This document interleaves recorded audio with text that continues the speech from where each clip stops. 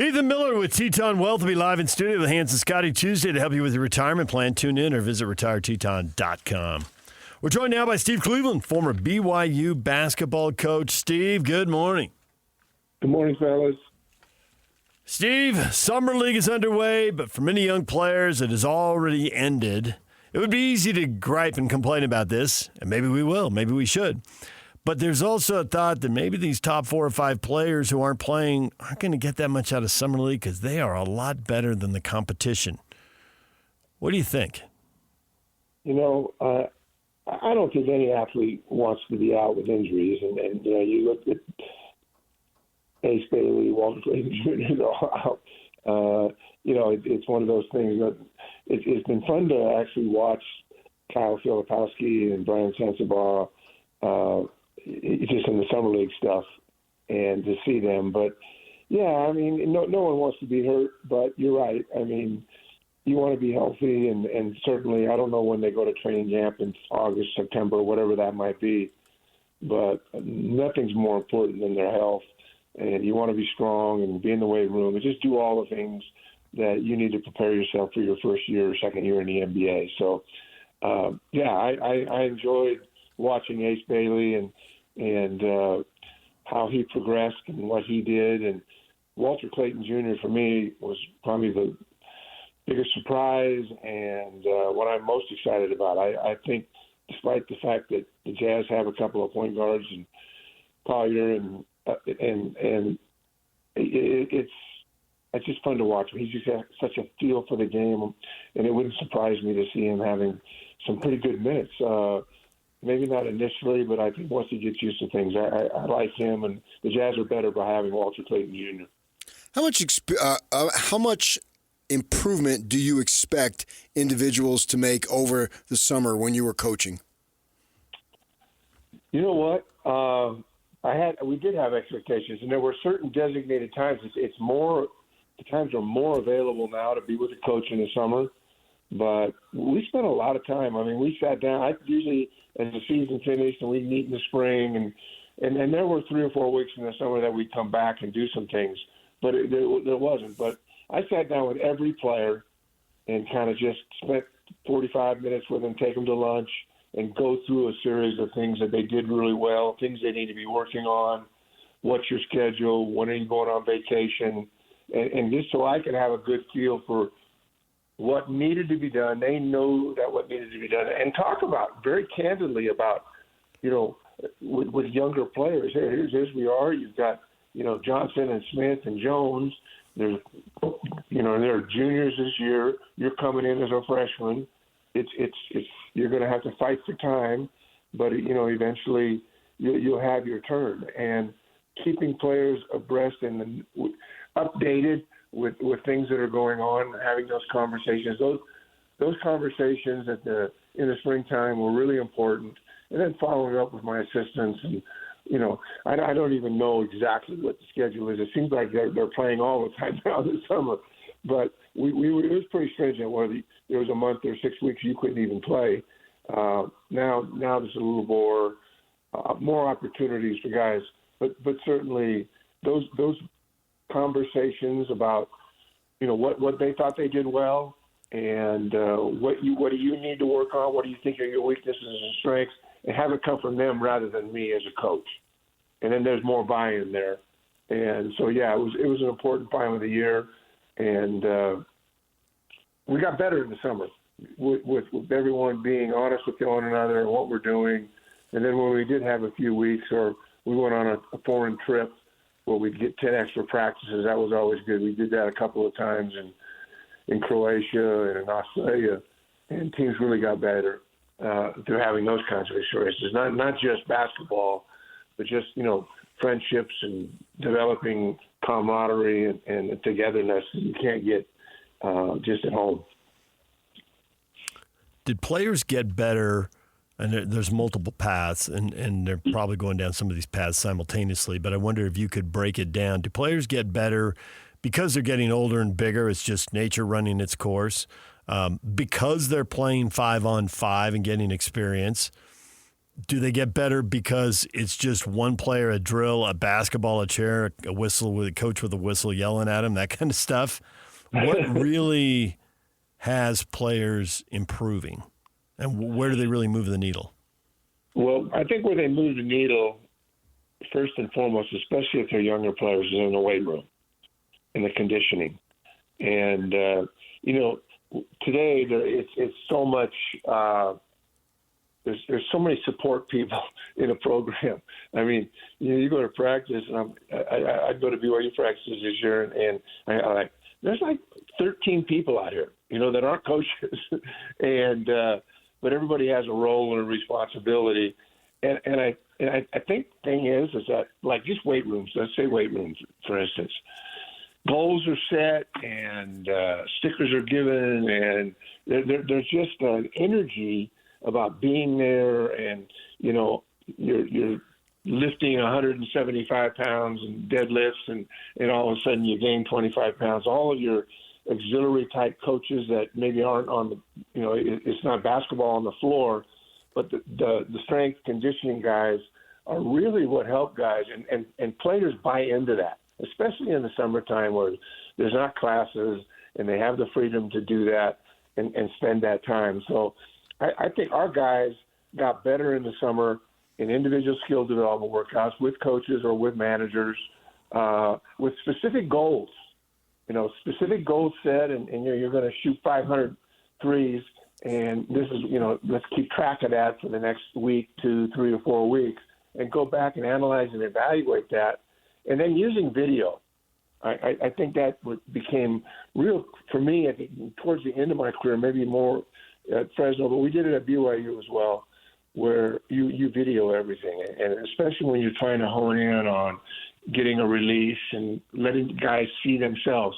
Years back, you didn't have that kind of those kind of tools, but today there's just so much that they can do to help guys get their elbow in or get a better release or whatever it might be, or whether it's in the weight room or, if it's conditioning outside. What are you doing during a time when there's 3 or 4 weeks where the team isn't together and the weight room is not available because of NC2A issues? I think the weight room is always available. But those are times where coaches, assistant coaches, spend time establishing what the summer looks like so that they can get better. And now, the best thing was going on trips. I mentioned that briefly, but the years that one of the key things when I was at BYU, and we were in our third year, 99, 2000, I think, we went to Croatia, we went to Milan, we went to Europe, and we played 5, 6, 7 games. Had some crazy stories and things that happened there, but the team grew together, and we had the cultural experience, and then we had experience of playing pro teams that there was more size and more athleticism, and that really helped us. And in both times we did that, we went to the tournament the next year, just having those extra days. And I think I'm not up to date on this, but there are more available days to work out with coaches than there were, 20 years ago when I was coaching. And so any kind of contact like that is going to help you get better and bring a team together and be more prepared when September gets in. We have David Locke on once a week, and the other day he was talking about Ace Bailey, and he listed a comp as Tracy McGrady, and I thought, wow, I would take that. I realized he didn't do much in the postseason, but just as an individual talent, what do you think of that, and can you come up with a comp? I think that's a good comp. He has that type of body style. He's got that kind of game. Top of my head, nothing's coming right now, but he could fit that mold, and if he does, it's going to be really good for the Jazz. I think, he's the key thing for him. I think, and he's had obviously success, and he was a McDonald's All-American. And I think a big thing for him is to be able to stretch floors and to be a 40% three-point shooter, work on those kinds of things. He has to get stronger. That the coaches and the fitness guys, they'll take care of all that. And his year at Rutgers, 17-7, team wasn't great.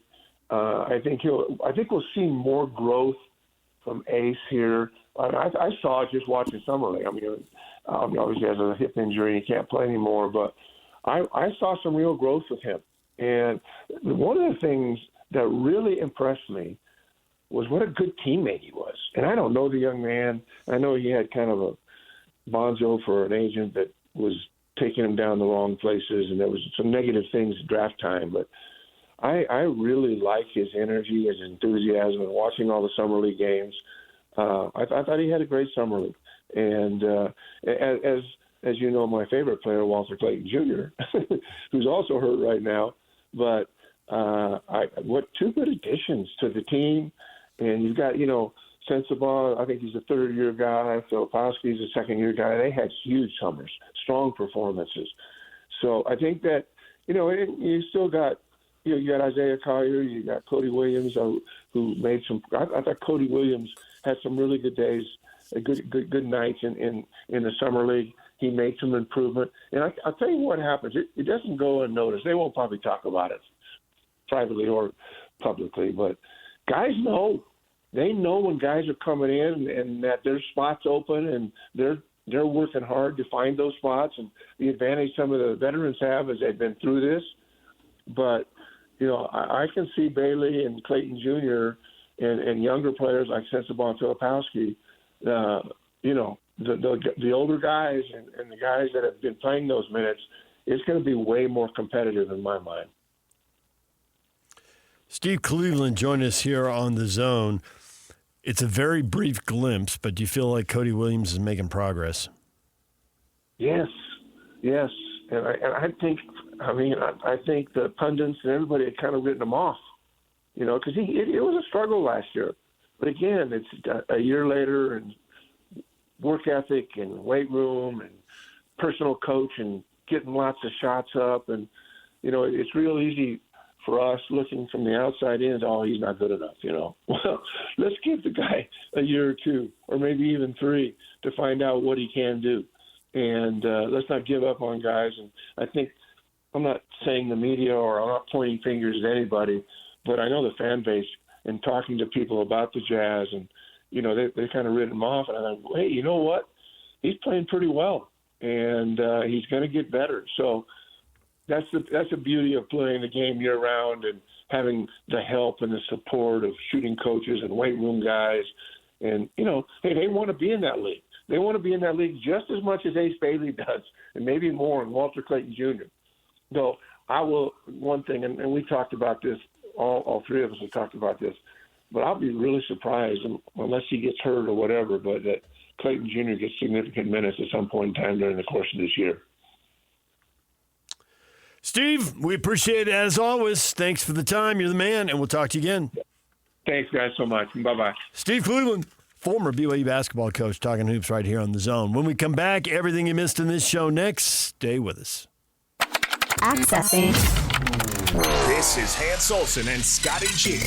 Legendary longtime Utah Jazz assistant Phil Johnson, kind enough to join us. Frank Layden has been so valuable and so important to the scene of the sport world here in the state of Utah, not just the Jazz. But can people really, truly appreciate just how important he was in those early years? I learned so much because it was a completely different approach to the game and approach to coaching. And what he was is he was very demanding, but he was very honest and he was very straightforward, particularly with his staff and also with the players. People just don't realize how good he was because they saw the personality stuff, but they didn't see him coaching a basketball team. There has never been a guy like Frank, and there never will be. He's unique. Catch Hans and Scotty weekdays from noon to 3 on 97.5, the KSL Sports Zone. 9 a.m. Slacker Radio headlines are brought to you by Trajan Wealth. Call Trajan Wealth today, your local trusted financial fiduciary, 801-899-7600, or visit their website at trajanwealth.com. Talked about a lot of stuff today, PK, but basically Summer League basketball and college football. There's been other stuff out there, but that's been the heart of the show. So let's start with the Summer League hoops. And we don't see a lot more games out of these guys, either because of injury or because their talent. They seem to be overwhelming the people they're playing against. And Dallas is probably looking at Cooper Flag thinking, all right, we've played him at a different position, and he's excelled, and whatever. That's enough. His tests come later. They shut him down. And I get it's disappointing for people who've planned a trip to Vegas and wanted to see him play a game. I get that, but oh well, there it is. And Edgecombe isn't playing after he erupted here at the Huntsman Center. They've had the raps on him. But this is standard enough now to know that this is just the way it is. Go to the first game or don't go at all if you're looking to see somebody. And gosh, flag in that first game, tickets were outrageous. Who would pay? I would never pay that to go see a practice game. Just watch it on ESPN. Call it good. He can get in the workouts and all the stuff that he needs to do, and same with Bailey. The good thing is Bailey has such overwhelming athletic talent. You don't need to be a basketball talent evaluator to see that. It's pretty obvious. And the thing about Walt Clayton, kid's got moxie, man. He has got moxie. And the thing that I like, that I'm looking forward to, he's going to push George for PT. And now you got somebody who can take your place. Mm-hmm. And what are you going to do about it? Mm-hmm. I mean, before you had Williams and Hendricks and Flipper and Kessler. Those guys are in the front court. They're not competing with you for time that much. And Collier's over here running the point, so he wasn't really competing with you. But guys who can play the 2 and 3, you have a little bit of size, you can handle a little bit, and you definitely can shoot it. They didn't have anybody who fit that bill, and now they do. And now so you got Bailey coming in there. He'll challenge those guys. Clayton will come in, challenge George, and maybe they can end up playing together. That's up to Will Hardy, and we'll see how that develops. I know that this is – go ahead. Yeah, from Pablo Mastroianni to Steve Cleveland, this is what they crave. Yeah. Competition on the roster, who starts, who plays, who gets the minutes, who plays a little, who plays a lot. What do you have Yep. now to match that? And George knows this. I'm not telling him anything he doesn't know. My guess is he's working like a dog to make sure that he's doing all he needs to do to be ready to go entering his third year, because – after that, then it comes time for contract offers, restricted free agency, all those things that really matter a lot more than they do the wide-eyed kid the first and second year. For George, we're beyond that, right? We saw that with Kessler this year. And so now, how is that going to be? And Will Hardy didn't have enough chips available, because I think he probably knew that, what's the point of investing all this in Sexton? He ain't going to be around. But now you got guys that could be around. Every one of these guys that they drafted the last 3 years, and Sensabaugh put that in that category too, all of those 9 guys, not all of them, but some of them can be on the team in 5 years, helping you win. Theoretically, any of them might be. I certainly think Ace Bailey will. Who's going to grab that? Right. It'd be a major disappointment if he weren't. Right, exactly. Yeah. But those 9 guys, and then 10 with Kessler, any of those guys could have a future. Any guys could also play their way out of a future. Right. Here. It's up to you what you do out on the floor. Most of them aren't Austin's guys. And there's a thing in sports that when the GM makes the decision to, or head coach in college, makes a decision to bring you in. But then when there's a change, you're not his guy, and there isn't an attachment, and it's easier to make a change. Sure. But they're Hardy's guys. And given how wide open it is, any of them can earn it. And Austin wants to win as much as the next guy, so if you help the team win, he's going to like you. Yeah. Yep. Simple as that. That's why this season has a ton of intrigue. But you need to make yourself that player where everybody wants you to be their guy, as opposed to all of a sudden you're going into your 4th year and you haven't really established it, and well, that's not good. No. I mean, we heard that from Walker. We brought up the whole NBA third-year stuff. He'd heard it. He'd heard enough, this organization buys it. That's not something that's been left in the dustbin 10 or 20 years ago in the NBA. But Jarosz used to say that you determine playing time, not me. It's a good line. And, and he used that a lot. And so that's got to be the same thing. Hardy wants to win. Everyone wants to win. There's no other agenda that supersedes winning. right? And they want that to come. Well, that's the funny thing is like last year there was. I'm looking at going forward. But going though. forward, right. Yeah. And that's what's going to be so refreshing about next year is even if there aren't a lot of Right. wins, there's no other agenda.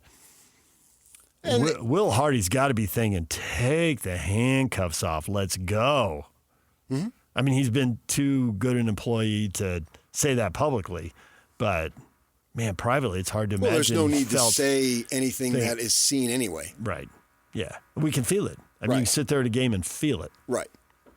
And so he gets to go this year. And, you know, the winning isn't going to come at a high level now, but the foundation, finally, we've been looking at an empty lot for 2-3 years. They're finally building something. Now, even if it's just the little outlines yeah. of cement, Maybe we weren't looking at an empty lot. They have finally cleared the lot. and now it's ready to Right. go. And we're going to watch this house being built. Now, I've never bought a house that was brand new and had it built. It's always it's resale. But for those that have, I've been around neighborhoods and you see the people coming in and they're constantly looking at it and they get excited about it. That's what we have here. And I believe we will get excited. There will be things to be excited about this coming 25-26 season. And maybe a bunch of kids can just surprise us all. Well, that's been the arc recently. Forget the history stuff that I relish. But look at what the Pacers did, and look at what Oklahoma City did. They had 3 straight years that they missed the playoffs, and then 2 years later, they were playing each other in the NBA Finals. And it doesn't mean everybody can make that arc that quickly, but I think the arc has been shortened on both ends. You go up faster and you come down faster. You don't get to go up and plateau the way the Jazz did for 2 decades. So what you're telling me is that WCJ can be the next SGA. Huh? The sad thing is I just figured that out. WCJ. I didn't get it right away. There's a little bit of a delay, but yes. WCJ Walt is Clayton, the next SGA. Walt Clayton Jr. Nice. WCJ, the next SGA. That would be awesome, but I think I'm going to tone my expectations down a little bit from that. Okay, so he finishes second in the MVP race. That's like BYU will not outbid us. Okay, so you finished second. And you got the kid, so who cares? We won't necessarily outbid you, but you won't outbid us. Yeah. We'll be in the mix, and then we'll get them with the other stuff. Yeah. We'll see, man. I got to believe something good is going to come from it.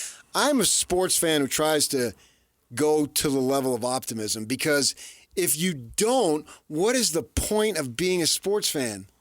I never understood I don't pessimism. feel that- Realistic is okay, I don't feel but that- constant pessimism isn't. Right. So I would say I'm more realism. Like I don't know that this is going to be it, but I know they're not going to stay Some of down. them has got to be it. They're not going to stay down forever because nobody stays down forever. This would be They're the gonna- worst management in the history of management if you drafted 9 guys and none of them were players. That can't be. And I can but- get a giraffe to pick and just point or something. Right. Or stick But its there's- neck on something. You're going to hit on something. What I think they've done is they found guys who are NBA players, and I think they found guys who are NBA rotation players. But what everybody's sitting on, in part because celebrity sells, and in part because you just need it, and it doesn't matter if you watch the playoffs 1 year ago, 11 years ago, 21 years ago, you need your Batman and Robin.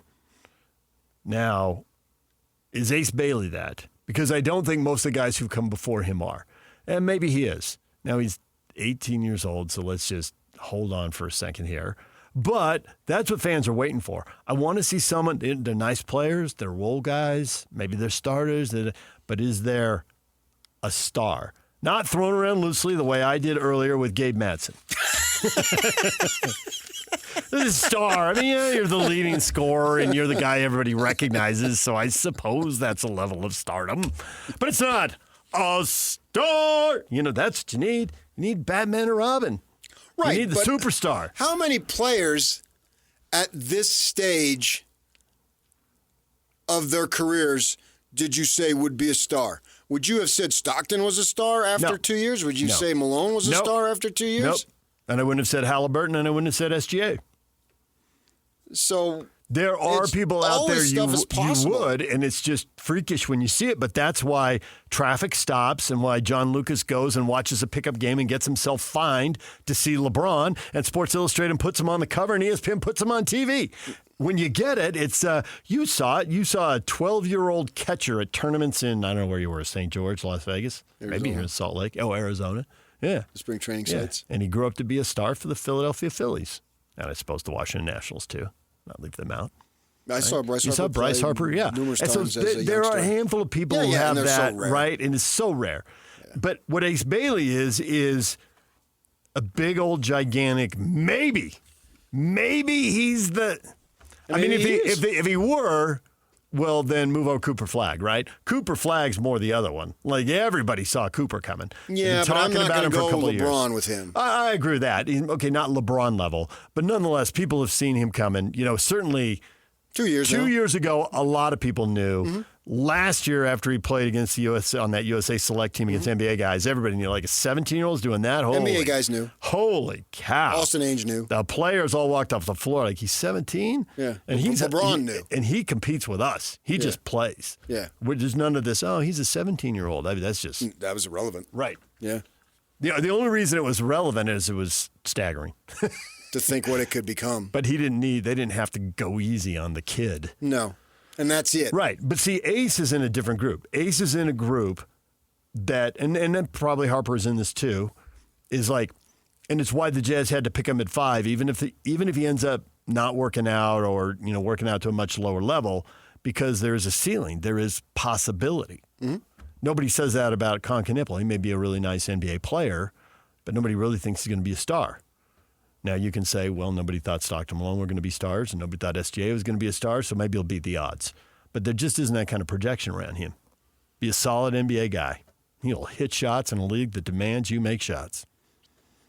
I think Bailey, just on raw athletic ability, Yeah. has a chance to be a multiple All-Star. Yep. Hitting the ground twice and going and scoring, getting the rebound on the other side of the hoop. There's stuff he's doing that you can't coach. You either have it or you don't. And I think only he can derail him.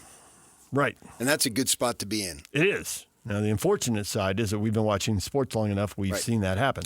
But based on 2 weeks, it doesn't look like that's going No, to it happen. doesn't. No, I think the early warning signs that we saw, like right around the draft, that was somebody else and a teenager being told what to do. Right. Steve Cleveland just said when he came on, and Steve's been watching that in players that age his whole professional life.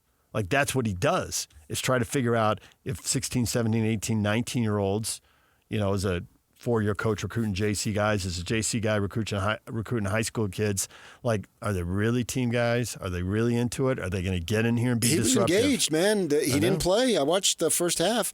He did not play, but he was engaged. He wasn't aloof. Right. He wasn't like, I'm some big superstar guy. Because he's made the team. He doesn't have to worry about that, obviously. But you wouldn't have known it. No.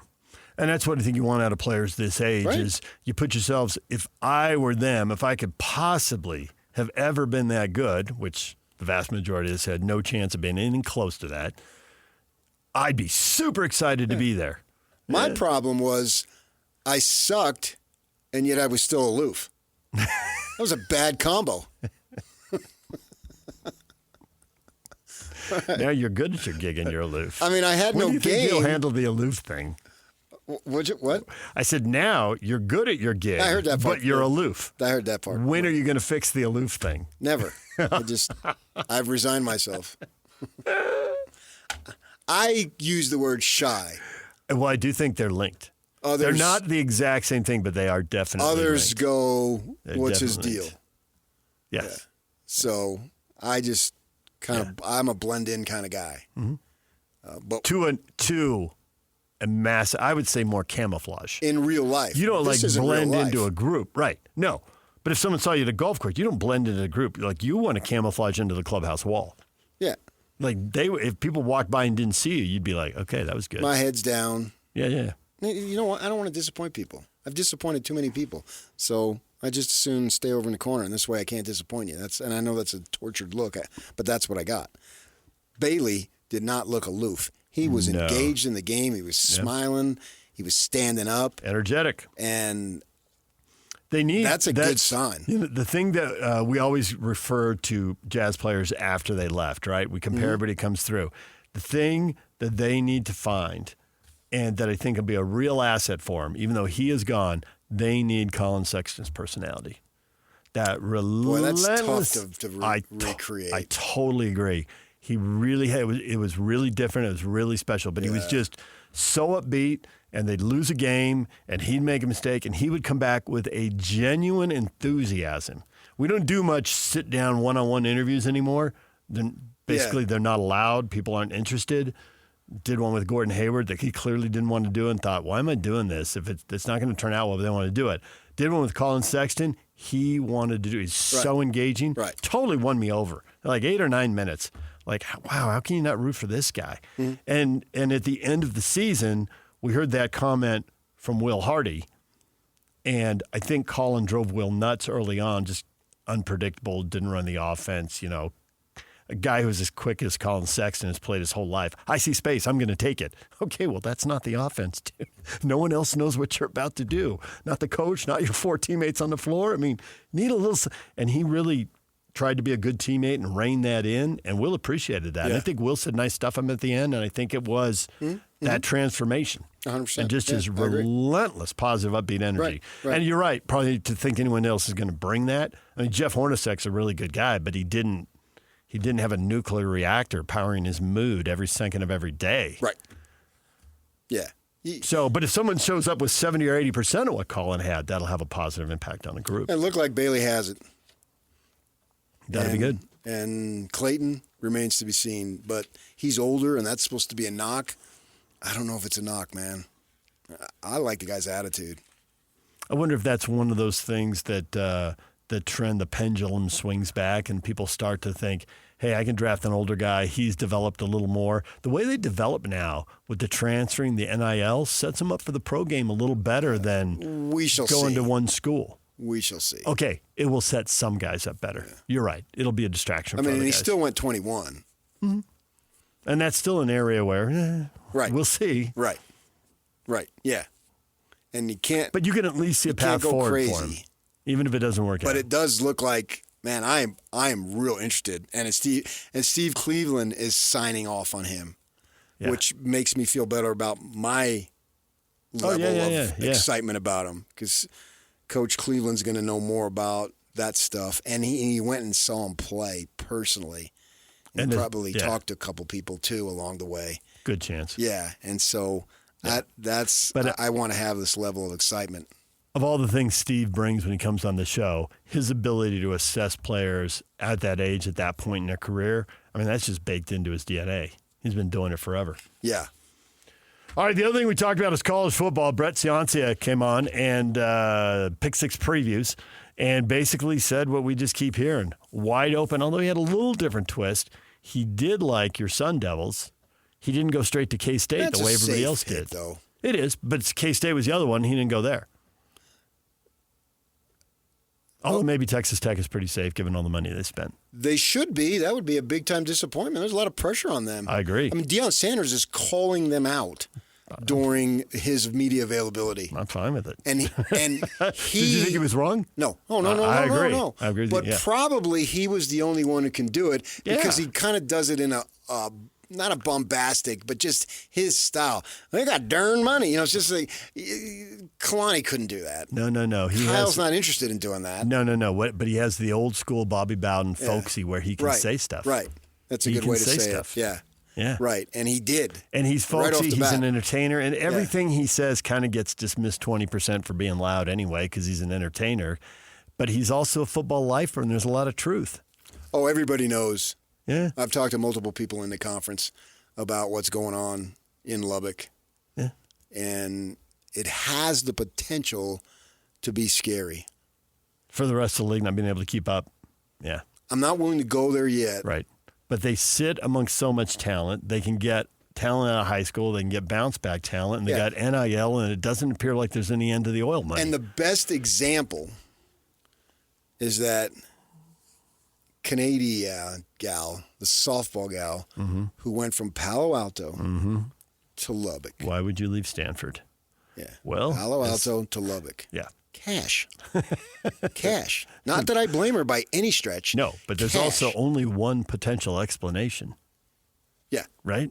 Well, she tried to spin it and says, well, I'm from, where was I from? From Kansas or someplace.